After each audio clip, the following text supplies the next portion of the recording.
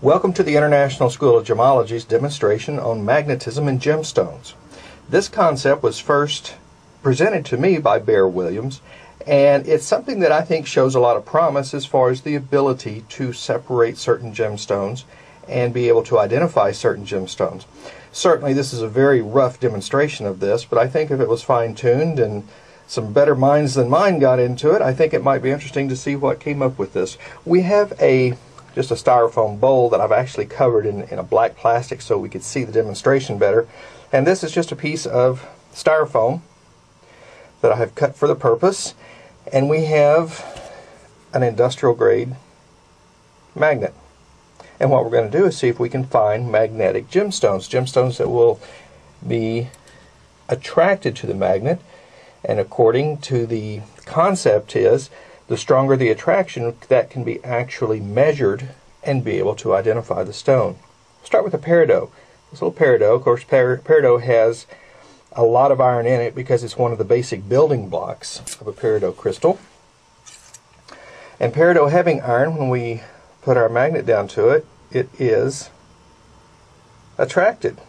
We can make it go around the bowl here. Oops, gotta be careful not to touch it. But we can make this peridot follow us around the bowl of water because obviously the styrofoam in the water cuts down the friction so that the stone can react and we can actually demonstrate the reaction. But the peridot, as you can see, we can make it move around pretty quickly. Let's go to another stone that has a lot of iron in it, the garnet. This is a nice big garnet. It's about 6 carats or so. We'll put that here, let that water settle just for a minute. And the garnet has a lot of iron in it. We can really make it come around the table.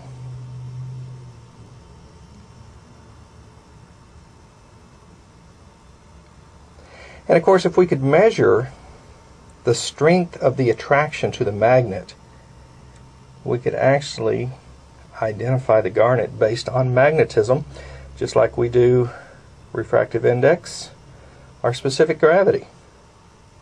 Very interesting concept. But could we really put this to test now and really find some reactions that would be useful just in the current state?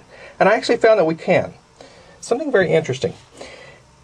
Rubies and synthetic rubies. Natural rubies will naturally have iron in them. Just part of the crystal structure that most will have. You've got to be careful with your magnet because it'll pick up anything that's metal on the table. Here we have a ruby cabochon. This is about 5 carats. It's a natural ruby. I just barely got it on there, but it's enough. And we can find that this ruby will be attracted. The attraction, of course, is not as strong because there's not as much iron. But there is an attraction, and you can see because I can make it change direction within the bowl of water.